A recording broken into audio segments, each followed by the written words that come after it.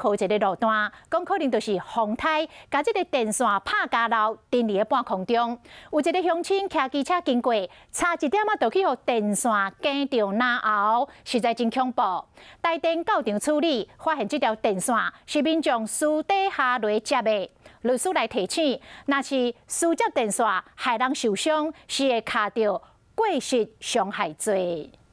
骑车伫去巷仔来熊熊，安全帽仔弄着物件，起司搁翻头等去找，才发现是一条伫空中真长的电线，一个无细致就有可能会挂着伤，或者是暗棍会缩掉咧。然后我骑摩托车就这样过去，然后一条电线悬在半空中，那差点这个勒到我的脖子，所以我就立刻停车，然后示意后面来的车子不要再去撞到这条电线。代志发生伫昨中昼12点，好佳在电线只是去卡着安全帽啊，无用着暗棍，造成车祸着伤。伊嘛随通知相关单位，才发现原来是民众私接的电线，敢若是风台天风吹落来，才会造成起司经过时，嫌伊风算了后，阁有可能会累残。